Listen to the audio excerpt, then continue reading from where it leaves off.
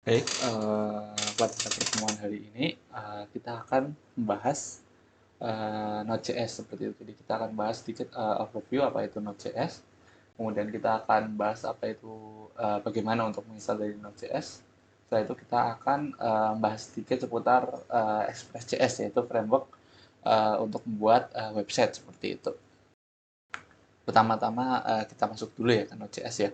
Kenapa sih kita harus, mulai belajar untuk, Node.js, padahal kan sebenarnya kita sudah pernah sebelumnya ya, di pertemuan-pertemuan sebelumnya itu kita belajar PHP seperti itu. Nah, sebenarnya, kalau kita lihat ya, ya di sini, saya lihat datanya dari GitHub gitu. Jadi, data-data bahasa apa saja yang populer gitu, yang banyak ada di GitLab gitu, di GitHub untuk, statistiknya. Di sini kita lihat ya, bahwa sebenarnya ya, kalau bahasa yang populer ya pada saat ini untuk yang kuning ya, di mana yang kuning itu JavaScript seperti itu. Kita lihat ini, populer seperti itu, dari 20-25% seperti itu. Nah, mungkin, sedikit penurunan di sini dan, kemudian yang kalau yang terbaru yang, populer seperti itu, di sini, warna ini ya, warna biru, kemudian ini adalah bahasa Python. Jadi memang yang populer saat ini bahasa yang cukup populer saat ini paling tidak di GitHub itu adalah, JavaScript dan Python seperti itu. Nah, namun di sini kita akan, mempelajari JavaScript seperti itu. Kenapa? Nanti ada, selain karena popularitasnya juga, kemudahannya itu fleksibel untuk diterapkan di berbagai tempat. Nanti kita, lihat kenapa sih kita perlu belajar, JavaScript seperti itu. Nah, di sini, kita masuk dulu ya, ke Node.js seperti itu. Tadi kita sudah bahas, kenapa kita belajarnya adalah JavaScript, tapi ini, apa sih itu Node.js seperti itu? Apa hubungannya Node.js dengan JavaScript seperti itu? Nah, Node.js itu sendiri adalah suatu JavaScript runtime seperti itu, yang bersifat asinkronus, yang berbasis event ya. Ini yang berisi library yang powerful namun ringkas, yang disupport oleh Node.js Foundation. Sederhananya, Node.js itu adalah JavaScript runtime seperti itu. Jadi, uh, di sini kita bisa menjalankan Node.js ininya seperti itu dengan menjalankan JavaScript dengan Node.js seperti itu. Jadi kalau sebelumnya kita apa ya namanya menggunakan JavaScript itu hanya di web kan seperti itu. Nah, dengan adanya Node.js itu kita bisa menjalankan JavaScript tanpa harus berada di browser seperti itu. Kita bisa mengakses seluruh komputer seperti itu, komputer kita menjalankan perintah-perintah yang ada di sistem operasi dengan JavaScript melalui Node.js ini seperti itu. Jadi tidak lagi hanya untuk browser seperti itu. Nah, Node.js ini ditulis pada tahun 2009 ya oleh Ryan Dahl. Ini saat untuk standarnya itu menggunakan ES6 atau ES 2015. Ini yang serupa ya, bukan yang paling baru karena yang terbaru sudah ES8 kalau tidak salah. Nah, cuman di sini menggunakannya standarnya adalah ES6 seperti itu untuk dari yang Node.js ini. Nah, untuk Node.js ini memungkinkan ya seperti yang tadi sudah saya jelaskan ya, memungkinkan sebentar saya sudah rekam belum? Saya cek dulu. Sudah ya, sudah direkam. Kita lanjutkan. Nah, Node.js ini memungkinkan JavaScript berbahasa sistem ya, seperti bahasa C. Jadi sama seperti C ya, kalau C kita itu bisa digunakan untuk mengakses seluruh komputer sebenarnya kan bisa mengakses fungsi-fungsi yang ada pada OS seperti itu. Nah, ini sama dengan Node.js itu memungkinkan JavaScript itu menjadi bahasa sistem seperti itu. Jadi bisa mengakses yang ada di sistem operasi seperti bahasa C maupun bahasa lainnya. Nah, dari JavaScript tidak hanya digunakan pada sisi pengelolaan web page ya, seperti yang di sisi klien itu, seperti header maupun style yang dimanipulasi, tapi juga sebagai bahasa sistem, yaitu manipulasi penggunaan memori, proses, dan file seperti itu. Jadi bisa lebih dalam lagi ketika kita menggunakan JavaScript seperti itu. Nah, ini dimungkinkan kok bisa sih seperti ini ya, dimungkinkan karena adanya pengembangan dari Google V8 seperti itu atau V8 ya. Nah, Google V8 atau V8 ini adalah engine dari JavaScript yang dibuat Google dan ditulis dalam bahasa C seperti itu. Di mana engine ini akan mengcompile dan mengeksekusi kode JavaScript pada satu virtual machine seperti itu. Jadi pada dasarnya memang sangat berkaitan erat sekali ya JavaScript dengan bahasa C ini di Node.js. Jadi intinya ya kita sebagai developer tetap mengetik atau menuliskan code menggunakan JavaScript, namun di balik layar adalah yang terjadi adalah kode-kode JavaScript itu akan dikompil ya, akan dirubah ke suatu bahasa C ya, untuk diakses, untuk yang kemudian diterjemahkan untuk menjalankan fungsi-fungsi dari sistem operasi seperti itu. Tapi kita tidak perlu tahu terlalu jauh ya, yang penting kita tahu bahwa nah di sini itu ada diagramnya ya. Jadi di sini itu kita sebagai developer seperti itu. Nah, jadi kita sebagai developer fokus membangun suatu aplikasi ya berbasiskan suatu JavaScript. Nah, ini adalah Node.js seperti itu, Node.js-nya. Jadi maaf sampai sini saja. Nah, ini adalah yang di bawahnya adalah Node.js-nya. Jadi untuk yang segala yang berkaitan dengan sistem operasi seperti itu sudah diatur oleh Node.js. Nah, ini dimungkinkan dengan bantuan adanya V8 ini seperti itu. Nah, itu ya untuk pengertian Node.js ya saya kira mudah. Jadi intinya ya sederhananya sebenarnya ya Node.js adalah JavaScript runtime yang memungkinkan kita menjadi suatu bahasa sistem seperti itu untuk manipulasi penggunaan memori, proses file, dan berbagai fungsi dari sistem operasi lainnya yang sebelumnya tidak mungkin. Intinya sih seperti itu. Jadi sederhananya ya. Nah, saya kira mudah teman kalau masih bingung nanti kita lihat penggunaannya secara langsung seperti itu. Nah, ini ya ketika kita bandingkan Node.js dengan bahasa C dan bahasa Python seperti itu. Tadi di atas sudah ada bahwa sebenarnya yang terakhir populer ya dua itu antara JavaScript dan Python seperti itu. Itu dua bahasa yang kita lihat tadi dua itu paling populer.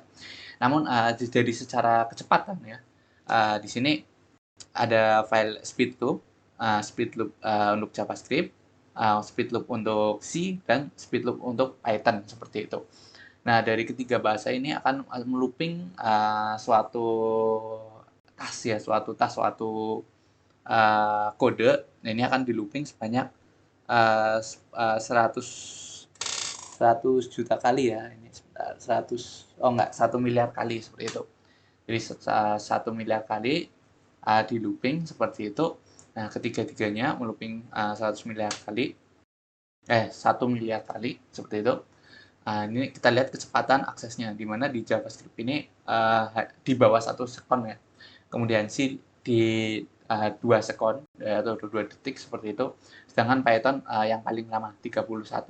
Mungkin memang dari tadi popularitas Python paling populer ya, karena memang penggunaan Python ini cukup luas juga bisa buat web juga, bisa buat AI dan bisa buat IoT seperti itu ya. Salah satu dan mudah untuk dimengerti seperti itu. Namun dari kecepatan akses kita bisa lihat bahwa JavaScript ini jauh lebih cepat seperti itu, sehingga JavaScript ini cukup worth it kalau akan kita pelajari. Selain itu juga kalau kita coba lihat-lihat di LinkedIn ataupun Kaliber ataupun platform-platform pekerjaan lainnya bahwa ya antara JavaScript dan Python inilah yang paling banyak dicari untuk lowongan yang ada seperti itu. PHP sudah mulai tergeser seperti itu ya. Kalau kita lihat karena memang populernya sekarang menggunakannya ya JavaScript maupun Python seperti itu. Namun di sini kita akan belajar menggunakan JavaScript seperti itu. Nah, kenapa sih kok bisa cepat seperti ini? Nanti kita akan bahas seperti itu ya. Kenapa ini bisa di bawah 1 second seperti itu. Nah, tapi kita lihat dulu sifat-sifat ya atau filosofi dari Node.js ini seperti itu. Nah, sifat atau filosofi dari Node.js ini adalah yang pertama adalah small core. Jadi Node.js runtime ini sebenarnya sangat minimal gitu. Intinya itu sangat minimal sehingga memberi kebebasan untuk pengguna Node.js bereksperimen dan menyelesaikan masalah dengan solusi yang lebih cepat. Kalau kita bandingkan sebenarnya kalau teman-teman mungkin masih ingat ya yang di PHP kemarin. Ketika kita menuliskan kode di PHP kemarin kita hanya cukup mengkode sedikit ya, kita cukup sedikit, namun bagaimana proses HTTP, bagaimana proses di dalamnya itu sangat abstrak sekali. Kita tidak tahu sih bagaimana itu penyelesaian masalahnya. Jadi kan kemarin kita hanya merubah .php, kemudian intinya kalau buka browser kita cukup .php-nya seperti itu kan. Itu nanti file ini akan diakses dan ditampilkan sesuai keinginan kita. Nah, bagaimana proses ininya tidak ada karena itu di balik layar sehingga ya cukup abstrak seperti itu. Nah, kalau Node.js ini memiliki core inti yang sangat minimal ya. Jadi kita benar-benar tahu dari depan sampai belakang kode yang akan kita buat dan bagaimana menampilkannya seperti itu. Jadi uh, intinya nanti sangat terlihat jelas ya. Nanti kita akan lihat lah bagaimana kalau implementasinya seperti itu. Tapi intinya adalah seperti itu. Core-nya intinya itu sangat minimal seperti itu. Jadi misalnya kita nanti mau ada kalau yang paling mudah itu kemarin kalau PHP kita mau koneksi dengan database kemarin kita menggunakan MySQLi underscore connect ya kan kemarin kita ketika PHP belajar MySQLi connect. Nah ini kan fungsinya sudah bawaan seperti itu ya sudah ada dari sana seperti itu. Nah kita nggak tahu bagaimana jalannya yang penting kita tinggal pakai. Nah kalau kita menggunakan Node.js itu tidak seperti itu. Kita tidak bisa langsung mengkoneksikan JavaScript dengan database seperti yang ada di PHP, tapi kita bisa install dulu untuk fungsinya ini atau kita sebutnya adalah library atau package seperti itu ya. Nanti mungkin masih bingung tapi nanti akan kita lihat teman-teman biar nggak bingung. Yang penting tahu dulu bahwa sebenarnya Node.js itu intinya sangat minimal lah, sangat kecil seperti itu. Yang ada pada Node.js yaitu ini. Intinya ya ada libuf, CRS dan HTTP seperti itu. Yang ada seperti itu. Mana ya ini yang berkaitan dengan operating system. Nah, yang berkaitan dengan seperti koneksi database, lalu yang kemarin kita di PHP mengingat ada ini ya, MD5 seperti itu ya. Nah, ada MD5 seperti itu juga tidak ada di Node.js di mana kita harus menginstal. Nah, mungkin terlihat tidak praktis ya karena kita harus install dulu. Tapi itu sebenarnya memberi kebebasan pada pengguna sehingga kita tinggal plug and play seperti itu. Kita tinggal uh, ambil dari sini, kita pasang seperti itu. Kalau tidak butuh kita tidak usah pasang seperti itu. Jadi kita tidak boros intinya segitu sehingga aplikasinya kita juga nanti cukup kecil seperti itu ya. Nah, seperti itu. Ini ya, dengan menjaga inti yang core minimal, ini maka selain kecil juga ini mudah di maintenance seperti itu. Jadi nanti aplikasi ya mudah dipelihara. Jadi karena kita tahu dari depan sampai belakang ya kita tahu bagaimana untuk misal ada error ya kita tahu ada di mana seperti itu. Dan lebih mudah memberikan perkembangan. Dan kalau ada mau ditambah-tambah seperti itu ya lebih mudah juga seperti itu. Nah, itu yang pertama ya. Sifat atau filosofi dari Node.js itu small yaitu intinya ya Node.js-nya sendiri itu sangat minimal intinya seperti itu. Small kemudian sifat yang kedua adalah small module yaitu aplikasi Node.js yang dibangun dengan Node.js ini terdiri dari berbagai library yang kecil seperti itu. Jadi seperti yang tadi saya sudah bilang ya, Node.js-nya sendiri tidak bisa berkoneksi ke database langsung maupun tidak ada fungsi untuk melakukan hashing seperti itu ya. Nah, di mana kita harus menginstal sendiri library-library ini sesuai kebutuhan kita seperti itu. Nah ini karena itu ini aplikasinya aplikasi yang dibangun ini terdiri dari berbagai library yang kecil karena kita menambah-nambah sendiri seperti itu library yang sudah ada. Nah dengan menambah-nambah ini kita sebutnya adalah berbasiskan modul ya modul-modul ini maka keunggulannya adalah mudah digunakan berulang-ulang seperti itu lalu mudah dipahami karena kita sendiri yang menggunakan seperti itu. Kemudian mudah dites dan di-maintain karena kita tahu dari depan sampai belakang. Jadi kita tahu ketika kita melakukan tes ya kita tahu mana-mana saja yang perlu dites dan mudah di-maintain juga karena cukup kecil seperti itu ya. Dan ukurannya kecil cocok untuk browser. Salah satu kecepatannya ini ya karena size-nya kecil seperti itu. Kan kita masih ingat ya kalau HTTP request, HTTP response seperti itu ya dari client ke server seperti itu.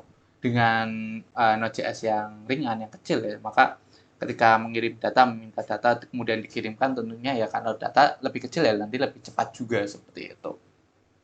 Nah, kita lanjut. Nah, kemudian filosofi yang ketiga ialah small surface area ya. Jadi modulnya kecil, ya, modul-modulnya kecil ya di sini, baik library atau modul yang kecil ya, seperti itu, baik secara size maupun ruang lingkup seperti itu. Namun prinsipnya adalah abstraksi seperti itu. Jadi prinsip abstraksi itu maksudnya adalah di mana pengguna dapat menggunakan modul tanpa harus mengetahui bagaimana di balik layarnya. Jadi misal sederhananya mungkin kalau sama seperti ketika ya koneksi database itu, kita tidak perlu tahu bagaimana sih si JavaScript dengan misal kita menggunakannya MySQL berkoneksi seperti itu, berhubungan. Yang penting kita cukup memanggil salah suatu fungsi gitu, misal connect maka akan terhubung seperti itu. Ya istilahnya mungkin kalau di dunia nyatanya mungkin kita masih ingat ya, mungkin pi itu adalah 3,14, ya ini digunakan untuk menghitung luas lingkaran. Tapi ini dari mana sih? Nah, itu kita tidak perlu tahu bagaimana ini didapatkan seperti itu. Yang penting kita bisa implementasi bagaimana mencari luas lingkarannya. Sebenarnya sederhananya abstraksi seperti itu ya. Kita kita lanjut mungkin mudah ya. Jadi intinya Node.js itu yang tadi kecil, kemudian terdiri dari berbagai modul, kemudian dari yang ketiga tiap-tiap modul itu abstraksi seperti itu, memiliki suatu abstraksi sehingga kita tidak perlu tahu dalamannya, yang penting kita tahu bagaimana menggunakannya seperti itu. Kemudian yang terakhir adalah simplicity dan pragmatism seperti itu. Jadi ketika kita menuliskan kode di Node.js juga kita harus simple apa ya, dalam melakukan pengkodean itu harus simple dalam baik di implementasi maupun dari interface-nya seperti itu. Jadi nanti kalau kita lihat ya, nanti sih kita akan lihat implementasi juga nanti di praktikum bagaimana sih membuat suatu web atau kode Node.js yang simple seperti itu ya. Namun secara umum ya, nanti kita akan melihat berbagai kelas dan fungsi yang simple seperti itu untuk menggantikan kelas yang lebih kompleks seperti itu. Jadi kita akan menggantikan kode yang kompleks dengan banyak-banyak kode atau kelas atau fungsi yang simple. Jadi misalnya ada satu aplikasi penghitung misal ya, seperti mungkin fungsi hitung ya. Misalnya ada fungsi hitung seperti itu.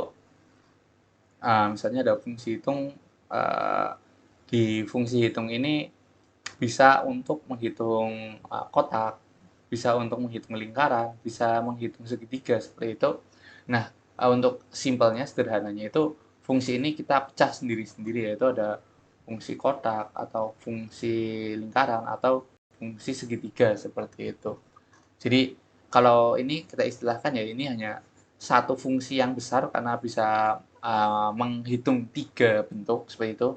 Tapi kalau di filosofi Node.js ya, satu fungsi bisa 3 hal, itu tidak baik. Lebih baik kita memiliki 3 fungsi yang masing-masing fungsi ini memiliki satu tujuan seperti itu. Jadi kita lebih simpel dan lebih mudah memahaminya seperti itu. Nah, kemudian penggunaan Node.js. Nah, tadi kita lihat ya bahwa Node.js itu simple, kecil ya, seperti itu. Nah, ini karena simple dan kecil dan bisa menyelesaikan masalah tergantung pengkodenya, di lingkungannya sendiri developer Node.js itu banyak menggunakan JavaScript atau Node.js ini di berbagai hal. Nah, ini tidak hanya untuk web, tapi juga untuk build tool ya. Build tool ini command line ya, tools command line untuk membantu pengembangan software seperti itu ya. Seperti Webpack, Babel ini untuk mengcompile JavaScript ini seperti itu. Kemudian PostCSS untuk melakukan misal kompresi dari CSS seperti itu dan lain-lain seperti itu. Intinya build tool ini ya sama seperti command line, termasuk misal nanti cron ya. Ini juga ada di PHP ya. PHP kan juga implementasinya kalau nggak buat web ya buat cron seperti itu. Atau buat web atau buat command line seperti itu. Dimana salah satunya untuk cron ini juga bisa. Nah kemudian selain untuk build tool atau command line seperti itu, berguna juga untuk testing seperti itu. Nah kita bisa menggunakan JavaScript untuk melakukan testing baik unit test seperti itu atau testing per fungsi. maupun untuk testing web UI. Jadi memastikan tampilannya sudah sesuai uh, layak uji, layak digunakan seperti itu secara UI. Di sini ada menggunakan Jest, library Jest maupun Puppeteer seperti itu. Jest digunakan untuk unit testing, jadi memastikan kode yang kita tulis sudah benar. Kemudian Puppeteer ini digunakan untuk web UI testing seperti itu. Jadi memastikan UI-nya sudah benar, misalnya ya ada formnya, ada ininya, ada itunya seperti itu. Kemudian diakses muncul apa ya, seperti itu. Nah, itu kemudian selain ada tool sudah, testing sudah, nah kemudian aplikasi desktop seperti itu. Nah, tidak hanya menggunakan web, hanya dengan web ya. Jadi dengan Node.js atau JavaScript ini kita bisa membuat suatu aplikasi desktop. Jadi misal rekan-rekan ada suatu project seperti itu, kalau butuh web, butuh desktop, butuh yang lain-lain ya bisa saja kita menggunakan JavaScript karena bisa digunakan juga. Kita tidak perlu menggunakan bahasa yang berbeda, misal tadinya web kita menggunakan PHP lalu belajar aplikasi desktop kita menggunakan Java, nah itu kan dua bahasa yang berbeda ya. Nah ini kita bisa satu bahasa saja, web dengan JavaScript, desktop dengan JavaScript juga seperti itu. Nah, Node.js ini memiliki framework ya yang digunakan untuk membangun aplikasi desktop. Nah, itu sistem operasinya berbagai macam ya, ada Windows, Mac OS dan Linux seperti itu. Dan nama library-nya itu adalah Electron seperti itu, dan ada juga Node WebKit seperti itu. Cuman yang populer di sini ya ini Electron seperti itu. Nah, framework ini memanfaatkan Chrome ya, Chrome Web UI seperti itu. Nah, ini teknologi web UI. Jadi aplikasinya kita tulisnya menggunakan bahasa web nih, HTML5, CSS dan JavaScript seperti itu ya, yang emang ada di klien seperti itu ya. Nah, kemudian dibungkus dengan teknologi web UI. Jadi seperti kita buka browser tapi tanpa headernya browser itu ya, tanpa link, tanpa menuliskan link URL seperti itu, tapi sebenarnya itu ya buka web seperti itu. Nah, aplikasi yang digunakan teknologi ini ya contohnya Slack Desktop, Atom Editor, Visual Studio Code, Postman REST Client, mungkin juga yang populer di teman-teman ini mungkin ini Discord. Discord juga menggunakan teknologi yang ini ya, elektron ini seperti itu. Nah, kemudian selanjutnya aplikasi mobile. Jadi tidak hanya desktop dan web, tapi juga bisa untuk mobile. Maka dari ini populernya sangat populer sekali ya, karena 3 platform sekaligus seperti itu. Nah, dengan satu bahasa Node.js juga digunakan untuk membuat aplikasi mobile, baik untuk iOS maupun Android seperti itu. Nah, salah satu framework yang populer ini ya React Native, mungkin ada juga Vue Native dan yang lain-lain ya seperti itu. Cuman di sini yang salah satu populer dan ya mungkin nanti akan kita pelajari ya React Native, mungkin kita akan belajar React-nya ya seperti itu. Nah, mungkin dari dua ini praktis ya, cuman mungkin memang pertimbangannya adalah ketika teman-teman buat suatu aplikasi desktop dengan Electron maupun suatu aplikasi mobile dengan React Native ini, pertimbangannya adalah aplikasi yang digenerate karena menggunakannya Chrome pasti lebih besar, lebih lambat seperti itu dibandingkan dengan misal menggunakan ya dengan natifnya seperti desktop dengan Java maupun mobile dengan Java maupun Kotlin dan iOS dengan Swift-nya. Nah, itu pasti kecepatan dan size-nya berbeda. Cuman keunggulannya ya ini cross platform seperti itu. Jadi hanya dengan satu kode atau satu bahasa bisa untuk berbagai macam platform. Itu keunggulannya seperti itu. Jadi ada ininya lah, ada plus minusnya seperti itu. Nah, kemudian yang terakhir ini juga digunakan untuk Internet of Things ya. Nah, ini Node.js juga bisa digunakan untuk Internet of Things ya. Selain IoT biasanya juga Python, tapi juga bisa untuk Node.js juga. Ini salah satu framework-nya adalah Node-RED ya. Node-RED, jadi kalau misal teman-teman punya Raspberry Pi seperti itu, mungkin yang ketiga seperti itu, Raspberry Pi 3, pasti sudah ada yang Node-RED-nya seperti itu. Nah, Node-RED ini adalah environment programming grafis, jadi untuk mengcoding IoT teman-teman bisa drag and drop saja dengan Node-RED ini seperti itu. Dengan menyamakan logika dengan grafis, ya drag and drop, nanti misal suhu segini nyalakan lampu maupun suhu segini buka pintu maupun kalau tombol ini diklik apa yang terjadi lah, itu seperti itu. Cukup mudah, mungkin nanti teman-teman bisa coba. Nah, kalau yang Node-RED ini tanpa mengcoding seperti itu. Nah, kita lanjut ya. Ini kita melanjutkan kenapa sih kok bisa ini ya, kok bisa JavaScript 1 miliar kali di bawah satu detik, ya seperti itu. Sedangkan yang Python ini sampai 31 detik seperti itu. Nah, salah satu alasannya di sini adalah asinkronus dan non-blocking I/O seperti itu. Nah, I/O ini yang kita adalah suatu input output ya.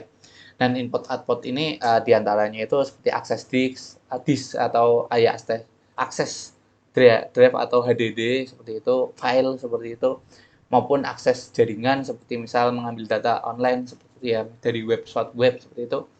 Itu adalah suatu task atau apa ya, suatu hal atau perintah yang sangat lambat seperti itu, mengakses HDD maupun mengakses jaringan seperti itu, sehingga dapat menghalangi eksekusi bisnis logik ya. Jadi misal ini ada task untuk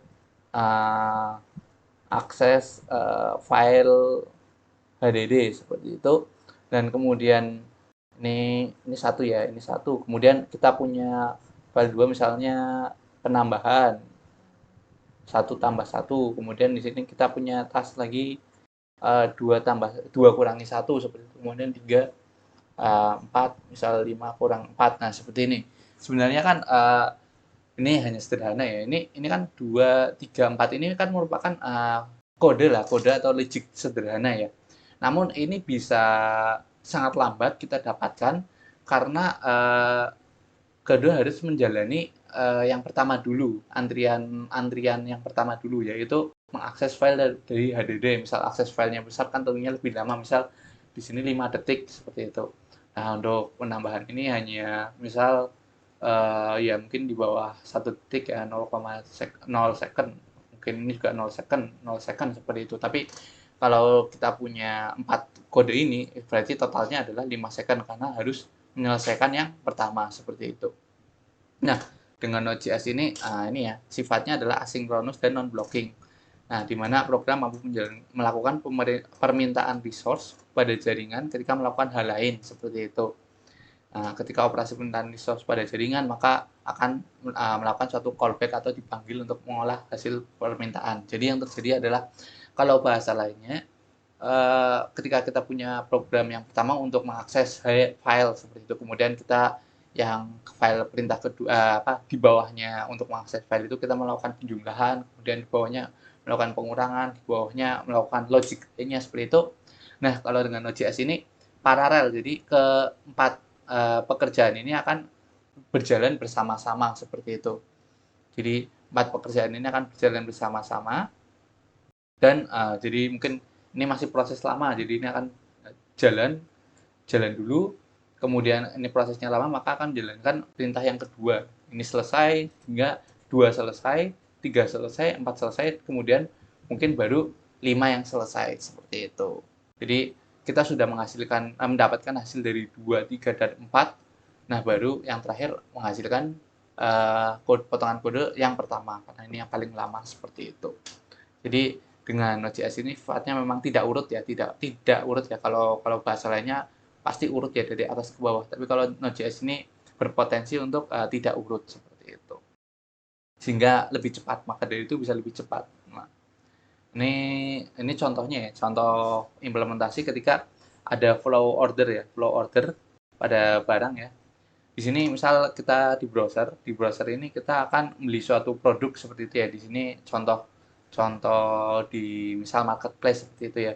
Jadi ketika kita beli suatu produk, maka aplikasi akan memeriksa stok barangnya berapa, kemudian buat akun untuk user, mengirim email nota, dan mengembalikan respon HTTP. Jadi ini kita lihat ada beberapa proses, ada memeriksa stok, ada membuat akun, ada mengirim email, kemudian membalikan respon HTTP seperti itu.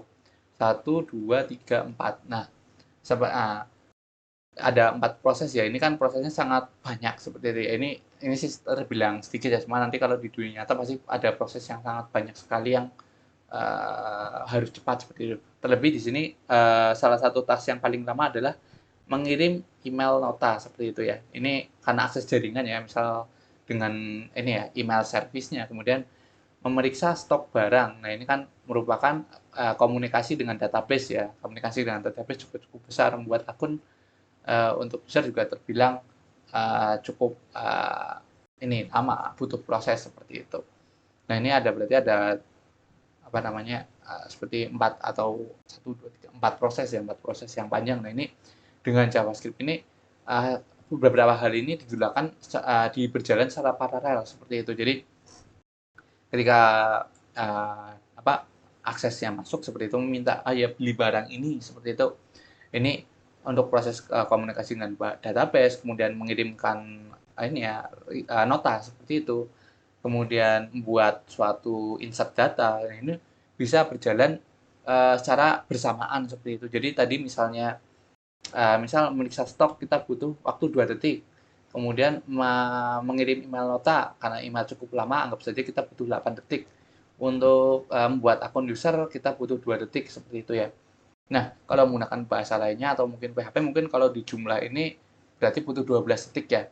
Nah, dengan Node.js ini secara ininya umumnya maka waktu yang digunakan untuk ini mengakses ini bisa hanya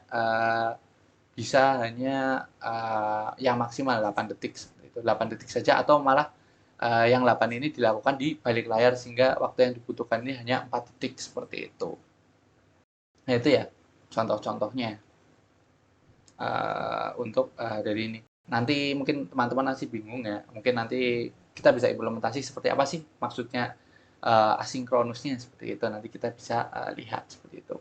Nah, cuman keunggulan ini sehingga melakukan beberapa hal yang harusnya lambat ini bisa sangat cepat sekali seperti itu. Seperti tadi ini. Nah, kayak kalau tadi ada perintah untuk 2 detik, 8 detik, 2 detik seperti itu. Kalau bahasa PHP mungkin ini membutuhkan waktu 12 detik ya. Nah, sedangkan kalau dengan JavaScript misal untuk mengirim web kita tidak perlu kita setting untuk tidak perlu menunggu benar-benar terkirim seperti itu. Jadi kita lakukan ini di balik layar, maka hanya butuh waktu 4 detik untuk menyelesaikan maaf, nggak 4 detik, malah mungkin 2 detik saja cukup karena dua ini berjalan paralel seperti itu. Nanti kita akan lihat seperti apa. Nah, ini ya contoh-contoh dari asinkronusnya. Jadi ini nanti bisa kita coba. Di sini kita punya suatu fungsi ya. Ini kita fokus di sini dulu. Kita punya suatu fungsi ya.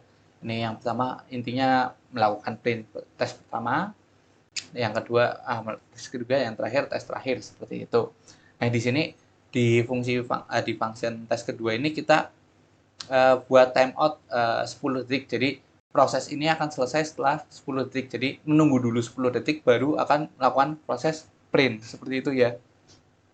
Nah, kemudian kita jalankan pertama, kedua, dan terakhir seperti itu.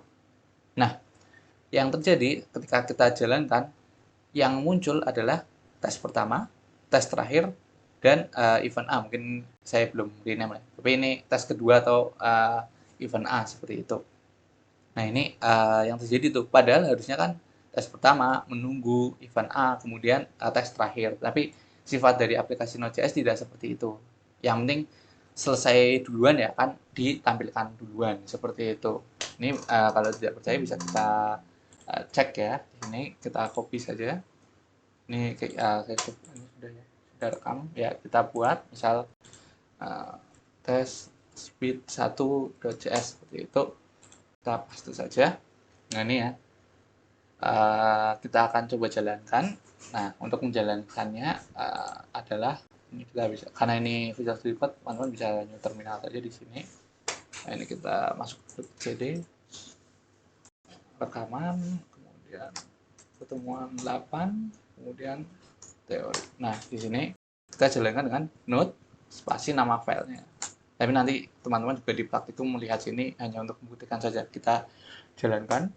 Nah, ini pertama, terakhir langsung jalan ya di bawah 1 second, sangat cepat sekali, butuh 0 second. Nah, ini kita harus menunggu 10 second karena ini ceritanya adalah untuk simulasi suatu perintah yang panjang. Ini baru selesai setelah 10 second ya, tes kedua seperti itu. Nah, mungkin itu tadi ya contohnya.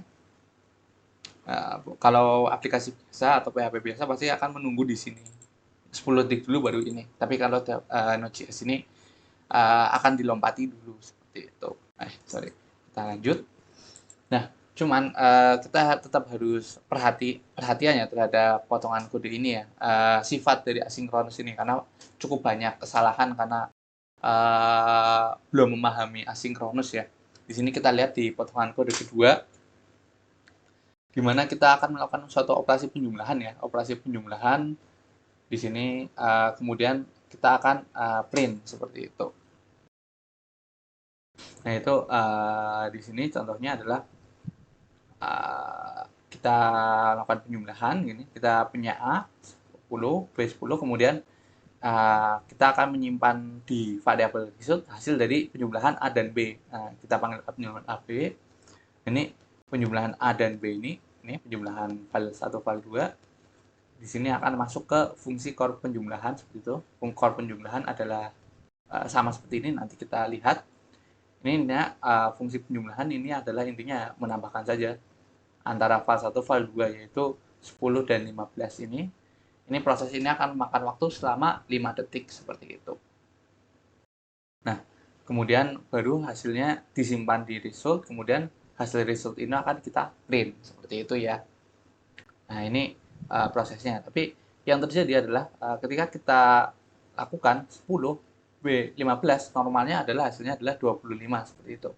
Tapi di sini akan menuliskan hasilnya adalah 2, kemudian baru proses hitung. Jadi keluar dulu hasilnya ini, proses ini duluan, print result ini keluar duluan, sedangkan baru menjalankan ini seperti itu karena kalah cepat seperti itu. Nah ini salah satu yang harus kita perhatikan ketika membuat satu aplikasi Node.js ya, yaitu karena asinkronusnya kita bisa karena mechanicalnya terstruktur tapi padahal duluan cepat yang mana seperti itu. Nah ini harus diperhatikan. Kalau tidak percaya kita bisa coba saja. Nah, ini kita coba ya, atau kita tulis versi lebih mudahnya ya. Mungkin kalau teman-teman asing ya kita tulis dari awal saja nggak apa-apa sih. Punya fungsi pertama seperti itu hanya misal pertama seperti itu ya. Ini mungkin nggak penting. Nah fungsi hitung seperti itu ya. Nah di fungsi hitung itu tadi kita menggunakan set timeout ya. Nah, ini bisa set timeout. Nah, ini bisa seperti ini ya, atau ini jangan pakai ini biar jelas. Kita set timeout ya. Nah ini suatu fungsi, di dalamnya ini juga suatu fungsi seperti itu. Di sini saya menggunakan arrow fungsi, jadi teman-teman bisa menggunakan ini core penjumlahan maupun arrow fungsi seperti ini, dimana ini sih sebenarnya lebih familiar ya karena lebih praktis seperti itu. Nah kemudian ini adalah koma, ini argumen kedua adalah berapa detik sih di sini, atau sebenarnya berapa mikro detik seperti itu. Nah, ini contohnya menggunakan 5 detik ya, 5 detik. Nah kemudian di dalamnya ini misal menghitung file 1 dan file 2 seperti itu. Nah di sini berarti variabelnya adalah file 1, file 2 seperti itu, dan di sini adalah variabel yang dikirimkan ke parameter dari fungsinya seperti itu. Jadi file 1 ini di depannya dari sini. Nah ini akan dikirimkan ke dalam fungsi yang ada di dalam set timeout ini. Jadi flow-nya adalah file 1 ke sini, dan kemudian baru masuk ke sini. Atau di sini kita ganti saja A dan B seperti ini. Jadi file 1 ke sini ya, kemudian ini akan mengirimkan ke A, file 2 ke sini, ini akan mengirimkan ke B seperti itu. Ini kita tinggal hitung saja A plus B seperti itu. Dan kita tambah misal proses hitung. Nah ini contoh yang tadi ya, contoh versi lainnya. Ini kita bisa pertama, kemudian hitung. Nah, ini misalnya kita punya konstanta A sama dengan 10 sama ya. Konstanta B gitu sama dengan 20. Nah, ini harusnya 30 ya. 10 20. Ini kita ini dulu result. Nah, dan kita ini bukan 10 20, ini AB ya. Nah, ini kita print. Ya, sorry, bukan print, console log. Oh ya, ini print result karena ke bawah ini ya. Ini sih sama saja. Oh ini kalau nggak nggak apa-apa sih. Kalau yang nggak usah nggak apa-apa, ini versi sederhananya aja. Hasil hitung adalah, nah ini result. Nah, seperti ini. Nah, kalau logikanya kita biasanya adalah A, B, kemudian akan hitung, dari hitungnya akan menjalankan fungsi ini, menunggu 5 detik, kemudian akan menuliskan hasil hitung. Tapi yang terjadi adalah, nah, hasil hitung adalah undefined dulu, seperti itu ya. Nah, kemudian baru proses hitung, seperti itu. Jadi, nggak seperti yang kita inginkan. Karena yang jalan adalah konsol lognya dulu, baru proses hitungnya, seperti itu. Itu yang cukup sering kesalahan-kesalahan yang terjadi, seperti itu. Nah, ini lalu bagaimana sih biar mematikan asinkronus ya, biar kembali sinkron seperti itu. Jadi kita menunggu dulu baru print. Nah, ini nanti kita akan pelajari bagaimana sinkronnya. Cuman untuk berbagai macam cara mengatasinya, cuman ini kita akan memakai salah satu cara, yaitu di sini ya. Di sini namanya adalah ini ya. Ketika operasi permintaan resource-nya jaringan sudah selesai, di sini sudah selesai menghitung, ini akan memanggil suatu callback. Nah, ini untuk mengolah hasil permintaan. Jadi kalau kita kembali ke permasalahan kita ya, ini ketika permintaan ini sudah selesai, kita harus menyediakan suatu callback untuk melakukan yang namanya menulis hasilnya adalah berapa, seperti itu. Nah, caranya adalah dengan yang di kanan ini. Mungkin ini terlihat cukup panjang ya atau ribet ya. Cuman di sini caranya adalah uh, kita bernama konstanta A, kemudian konstanta B. Nah, kemudian kita masukkan langsung jalankan saja penjumlahan A, B, kemudian print result. Seperti itu. Print result ini apa sih? Ini merupakan suatu fungsi untuk menuliskan ini ya, bebas ketika hasilnya apa ini akan dijalankan. Tapi di sini kita akan melakukan suatu print dengan tulisan hasilnya adalah plus result, seperti ini. Nah, ini kemudian kita akan masuk ya, di sini akan masuk sehingga kalau yang terjadi adalah pertama masuk penjumlahan 10 dan 15 ini masuk ke penjumlahan. Nah, yang masuk adalah 10, 15 dan callback atau print result, seperti itu. Nah, kemudian akan ada kita set timeout. Ini adalah isi untuk simulasi suatu kode yang lama atau suatu task yang membutuhkan waktu, di mana di dalamnya itu kita akan menjalankan suatu core penjumlahan, yaitu intinya adalah tambah 1 tambah 2, itu value 1 tambah value 2 atau variabel 1 tambah variabel 2, mau terserah mungkin nama variabelnya apa, seperti itu. Dan kita kirimkan juga callback atau fungsinya yang akan dijalankan setelah kode ini selesai apa sih, yaitu dikirimkan juga ke dalam core penjumlahan.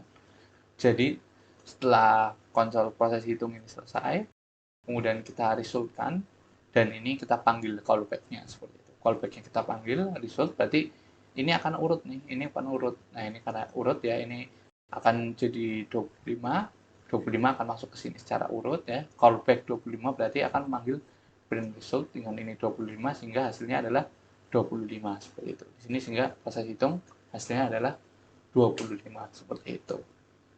Yang terjadi. Mungkin itu ya yang terjadi. Ini bisa kita coba juga ya.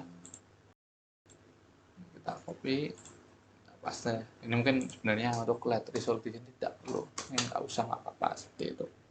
Jadi penjumlahan AB, kemudian print result, yaitu ini merupakan suatu fungsi apa sih yang dilakukan ketika hasilnya selesai, intinya itu saja. Kalau di sini kan kita hanya print ya, mungkin nanti ada operasi lain, misal simpan ke database, seperti itu juga bisa, seperti itu. Nah, ini ketika penjumlahan jalan, maka akan masuk ya ke sini, kemudian di set timeout akan menjalankan core penjumlahan, seperti itu. Ini juga sebenarnya bisa lebih sederhana seperti itu ya. Ini bisa disederhanakan jadi seperti ini sebenarnya. Mungkin ini. Nah, dimana ini merupakan suatu, ini namanya ini ya anonymous function ya, karena kita anonymous atau nggak tahu nama fungsinya apa, seperti itu. Di sini ada value 1, value 2, callback, seperti itu ya, kita kirimkan. Ini minta argumen ya, ini minta argumen file 1, file 2, callback, dan kita kirimkan parameternya, yaitu file 1, file 2, dan callback, seperti itu. Ini Nah, ini dari sini ya, kayak tadi file 1 dari sini, file 2 dari sini, file 3 callback dari sini, kemudian data ini akan dikirimkan ke sini. Sini dan sini, seperti itu. Nah, ini kita tutup terang dulu. Nah, ini maka yang jalan adalah kita akan menunggu 5 detik, nah kemudian akan melakukan proses hitung ya, akan dijumlahkan. Nah, kemudian jumlahnya selesai, karena ini proses yang cepat, maka akan langsung masuk ke callback seperti itu. Nah, callback akan baru dijalankan perintah print result setelah ini selesai. Jadi tidak seperti tadi yang di sini di bawahnya baru print. Ini kalau ini akan menunggu dulu. Kita coba. Nah, ini akan menunggu ya. Ini menunggu secara 5 detik dulu. Nah, baru proses hitung kemudian selesai seperti itu. Karena ini proses hitungnya ini ya, menunggu 5 detik dulu ya, baru jalankan fungsi dari ini seperti itu. Itu tadi ya, untuk contoh dari asinkronusnya seperti apa dan bagaimana mengatasi asinkronusnya. Ini salah satu cara ya, ini terlihat panjang. Tapi nanti ada cara pendeknya seperti itu. Tapi kita akan belajar itu nanti. Yang penting kita tahu dulu bahwa yang terjadi itu tidak bisa saja berbeda dengan yang kita harapkan ya. Kalau kita harapkan ini, kalau di bahasa lain mungkin bisa simpel sekali seperti itu ya. Seperti ini langsung jalan, oke, seperti itu. Tapi uh, dengan kecepatan dan sifat asinkronusnya kita harus memodifikasi kode kita sehingga harus memakai yang kanan ini. Itu. Yang ini nggak bisa. Itu ya, saya kira mudah. Untuk instalasinya sangat mudah sekali untuk Node.js, sehingga teman-teman hanya tinggal buka saja ini Node.js yang saya copy. Ini mungkin buka ya, mungkin di sini, kemudian teman-teman bisa buka. Nah, ini tinggal ini download ini langsung, maupun mungkin kita lihat dulu ya, kita bahas sedikit di sini download seperti itu. Kita sedikit. Nah, untuk versi saat ini yang sudah paling baru, yang long ini ya, yang stabil, istilahnya yang stabil adalah versi 16 seperti itu. Nah, namun sebenarnya sudah ada juga versi ini ya, versi 18 seperti itu. Nah, yang paling baru tapi belum stabil istilahnya gitu. Jadi mungkin kalau teman-teman ingin apa namanya, atau juga versi 14 cuman tahun depan sudah tidak disupport seperti itu. Jadi saya rasa lebih baik untuk misal teman-teman mau apa ya, mengimplementasikannya dalam suatu project atau pekerjaan, lebih baik menggunakannya versi 16 seperti itu. Teman-teman bisa mendevelop menggunakan Node.js versi 16 seperti itu. Nah, namun tapi karena yang 18 ini belum stabil ya, di sini kita lihat ya, belum stabil ya. Jadi masih backward compatibility-nya perlu di update seperti itu. Jadi yang sudah support adalah yang 16. Saya pribadi yang 18 ya, karena hanya untuk ini ya, pembelajaran saja ya. Kalau project sih menggunakannya yang 16 ini seperti itu. Nah, ini kita lihat untuk end of life-nya masih lama ya, 2024, kalau ini 2025 seperti itu. Jadi mungkin itu yang harus diperhatikan. Jadi mungkin teman-teman bebas sih mau mencoba yang mana. Mungkin yang 16 nggak apa-apa, yang 18 ya nggak apa-apa seperti itu. Cuman untuk project, misalnya untuk apa ya, project yang berkaitan dengan project beneran seperti itu ya, ya saya rasa saya rekomendasikan yang versi 16 saja seperti itu. Nah, kemudian nanti teman-teman bisa download ini versi LTS-nya, download dan install seperti biasa. Saya kira teman-teman bisa lah untuk mendownload seperti itu. Dan nanti teman-teman ya ketika buka di command line seperti itu, ini misal cmd, teman-teman ya bisa jalankan saja untuk lihat sudah terinstall belumnya, tinggal node -v seperti itu. Ini untuk lihat versinya ya, saya menggunakan versi 18 seperti itu. Atau kalau teman-teman pencet node, nah ini ininya runtime-nya ya, jadi baru seperti ininya apa namanya ya, notepad-nya lah, atau sebenarnya kurang tepat bilang notepad, tapi ini ya runtime-nya seperti itu, bisa menjalankan kode-kode JavaScript di runtime ini langsung, tapi per line seperti itu, dan tidak tersimpan. Nah, ini kita panggil tetap, tapi kalau kita keluar ya, kemudian kita panggil lagi ya, ini udah nggak ada karena memang tidak tersimpan seperti itu. Itu untuk instalasinya. Dan kemudian kita masuk ya ke Express.js seperti itu.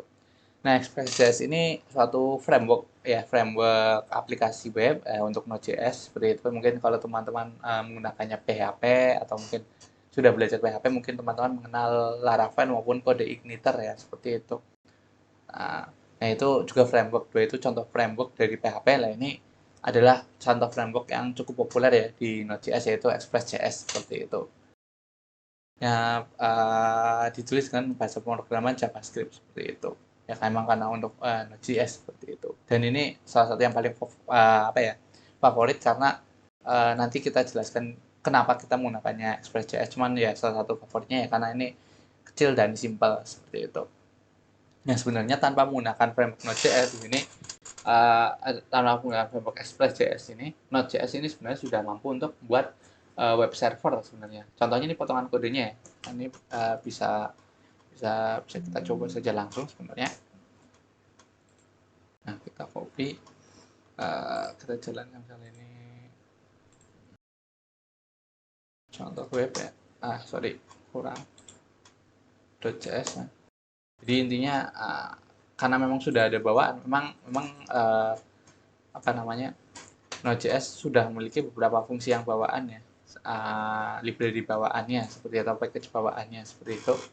Namun ini minimal seperti itu, jadi tidak banyak lah istilahnya seperti ini. Kenapa koma ini dibetulkan? Nah, ini ya sudah betul.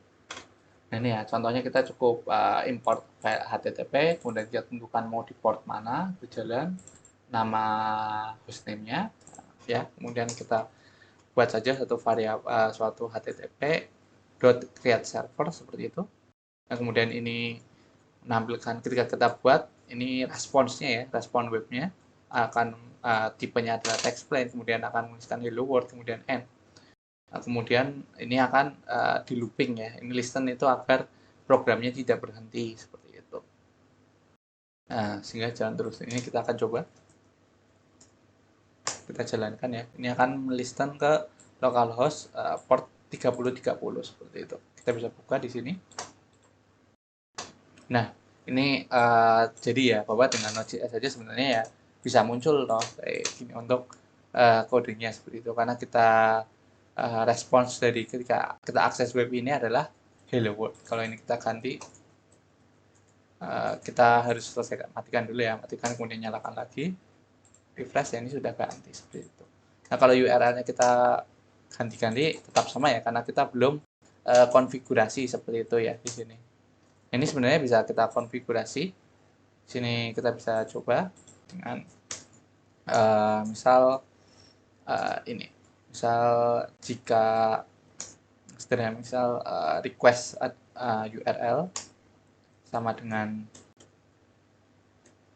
misalnya Pak tes, maka kita buat ini.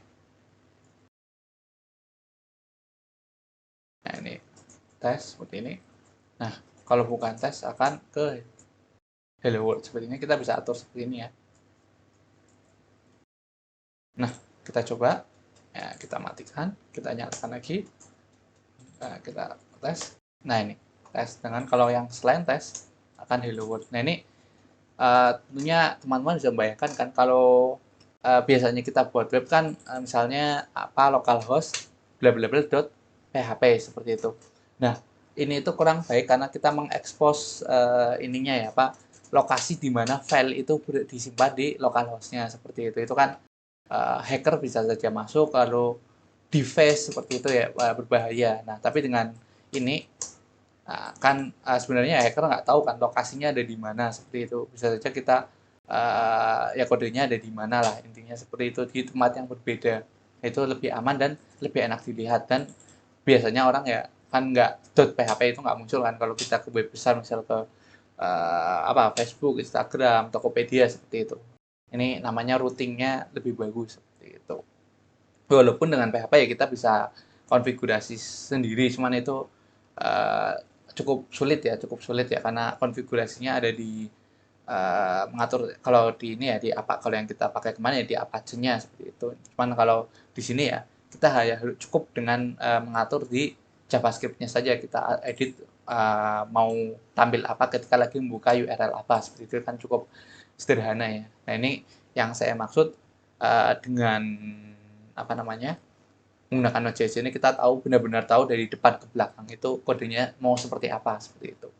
Dan kita nggak ribet, nggak cukup ribet ya, kita cukup import saja HTTP, lalu kita bisa konfigurasi semau kita seperti itu. Untuk bagaimana komunikasi di balik layar, TCP-nya seperti itu ya, diatur oleh library-nya itu, kita tidak perlu memikirkan, itulah contohnya. Ini udah ya, dua ini contohnya. Kita bisa lanjut, mungkin ya ini lanjut. Sebentar, yang mana tadi? Nah ini ya. Nah kita lanjut. Nah mungkin ini ya contoh. Contohnya kita tadi itu saya if else, tapi bisa juga yang lain yaitu switch seperti itu ya. Kita bisa apa namanya ya, ketika buka slash aja berarti itu muka home. Ketika kita buka slash produk berarti produk page. Ketika yang lainnya berarti itu kita kembalikan forbidden seperti itu. Itu mungkinan saja kalau kita mau buat seperti itu. Namun kan ini cukup ribet ya, cukup banyak kode seperti itu. Nah ini kalau kita menggunakan Express.js ini lebih simpel seperti itu. Nah kita cukup mengimport Express saja. Nah kita definisikan mau port mana ya, contohnya port 3000. Nah ini kita import ya, import Express.js-nya ya, kita membuat suatu variabel dari suatu kelas Express seperti itu, dari library Express. Nah kemudian kita cukup panggil fungsi get seperti ini, get slash seperti itu, kemudian ini apa yang akan dijalankan, kemudian dot app listen ya, sama seperti tadi ada listen juga, di sini ada listen yaitu untuk melakukan looping agar tidak mati seperti itu. Nah, kita cukup definisikan portnya mau di mana, kemudian ketika ini jalan mau menjalankan apa seperti itu. Hanya dengan ini saja maka nanti akan menjalankan apa yang sama seperti yang di sini yang panjang itu, contohnya gini ya. Nah, tapi untuk ininya saya sedikit ya. Kita ini harus include import library, cara import library kita bisa dengan ini. Kita matikan dulu. Kita buat satu folder dulu ya, Express seperti itu. Express. Nah, sudah di cd Express. Nah, ini kita npm init seperti itu. Nah, ini init itu kita maksudnya kita akan menggunakan package-package dari luar. Contohnya di sini kan Express. Jadi ini kita harus mendefinisikan apa itu package-nya. Package name ini package name dari aplikasi kita gini misalnya uptest seperti itu. Versi 1 ini langsung saja skip saja nggak apa-apa seperti itu. Ini oke seperti itu. Nah ini di file Express ini, di folder Express kita buat saja index.js seperti itu. Kita paste, ini kita copy, kita paste. Nah ini kita buat npm install Express karena kita menggunakan library Express. Kita tunggu ya sambil mendownload. Nah ini sudah. Nah, ini kita bisa langsung saja jalankan, yaitu node index. Nah, ini kita buka di port 3000. Nah, ini ya, hello world. Sedangkan kalau tadi kita mau buat produk ya, kita cukup ke produk.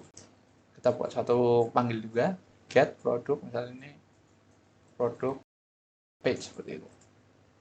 Kita matikan, kita nyalakan lagi. Nah, ketika kita ke produk, nah produk, nah seperti itu. Jadi lebih praktis ya, cukup dengan membandingkan ini dengan ini seperti itu. Kalau ini juga cukup panjang ya. Nah dengan Express ini lebih cepat ya, dan kita nggak perlu memikirkan mau menuliskan header apa seperti itu. Ini sudah cukup intuitif. Jadi karena itulah, karena lebih simpel juga, masih kecil, masih skupnya masih sangat simpel seperti itu. Kita tahu dari depan dan belakang, cuman kita tidak perlu menuliskan beberapa kode yang berulang seperti ini ya, rest wait and seperti itu. Ini tidak perlu kita tulis ulang seperti itu. Jadi ini lebih simpel lah dan mudah dipahami juga. Nah itu contoh mengapa Express digunakan, itu contoh Hello World-nya. Nah ini prinsipnya itu ya minimal, fleksibel, fast, dan unopinionated seperti itu. Seperti itu. Nah kalau minimal ini ya kita lihat ya minimal di mana mana ya ini sangat kecil ya, developer bisa mengekspresikan ide yang ada, jadi bebas keinginan developer ya mau seperti apa karena kita tahu dari depan dan sampai akhirnya itu seperti apa. Jadi kita bisa customize, sangat bisa mengcustom sekali seperti itu. Ini ya. Dan ini ya, biasanya suatu apa ketika kita membuat suatu framework, maka beberapa part ini ya, kita bisa menambahkan part atau bagian sesuai dengan kebutuhan seperti itu, dan kita tidak usah memakai yang tidak diperlukan seperti itu, sehingga projectnya lebih fresh dan tidak ini ya, tidak banyak dengan dibandingkan juga kebanyakan framework yang kompleks seperti itu ya, kompleks sehingga perlu menghapus fitur yang diperlukan. Jadi misal anggap saja pada suatu framework Laravel, di Laravel ini sudah ada fungsi bagaimana mengirim email, bagaimana mengirim misal notifikasi, bagaimana mengirim apalagi misal apa gitu, misal X, misal Y seperti itu. Nah, kalau aplikasi kita tidak memerlukan email, tidak memerlukan notifikasi, kan kita harus hapus seperti itu. Nah, dengan Express.js ini karena awalnya kosong, kita tinggal menambahkan saja library email. Misalnya ini aplikasi kita, karena perlu ya kita tinggal install saja email, kita tinggal install saja notifikasi seperti itu. Itu contohnya ya dari Express.js ini. Kalau ini kita perlu tinggal menambah fitur aja yang diperlukan, jadi tetap kecil ya, tetap sederhana seperti itu. Kemudian yang kedua adalah fleksibel ya. Sebenarnya Express ini ya intinya HTTP request dan response seperti itu. Jadi kalau teman-teman mau apa namanya untuk library dari ininya komunikasi dengan database, nanti tinggal install sendiri seperti itu. Dengan cara yang tadi tinggal npm install library untuk komunikasi database-nya seperti itu. Ini membuat sangat fleksibel ya dalam implementasinya ya, bisa dibuat apa saja seperti itu. Kemudian fast ya, Node.js ini performanya tinggi ya, performa tinggi, dan untuk trafiknya tinggi itu tetap bisa dapat dihandle dengan Express.js ini seperti itu, karena cukup berfokus pada performa seperti itu. Dan yang terakhir adalah unopinionated seperti itu, karena ada berbagai ratusan bahkan ribuan package ya pada Express.js. Jadi developer bebas mau pakai package yang mana untuk suatu kebutuhan. Jadi misal ada kebutuhan A, di sini ada library 1, library 2, library 3 seperti itu. Nah, ini developer bebas mau menggunakan library yang mana untuk masalah A seperti itu. Nah, itu dibebaskan, developer bebas memilih. Nah, sedangkan kalau di Laravel maupun di CI kayak gitu kan sudah pasti gitu, harus menggunakan ini, harus menggunakan ini seperti itu. Jadi mungkin itu kelebihan dari Express.js. Mungkin itu kelebihan-kelebihannya ya dari Express.js. Mungkin kekurangannya ya karena bebas sekali ini, jadi standarnya kurang terstandarisasi ya. Jadi satu aplikasi Express.js ya berbagai orang bisa menggunakan library yang berbeda. Jadi mungkin itu orang developer selanjutnya itu harus belajar lagi seperti itu. Misal mungkin itu plus minusnya, cuman ya secara umum sih kelebihan Express.js yang unggul di size yang kecil, cepat, dan plug and play-nya itu, sehingga tidak kompleks seperti itu.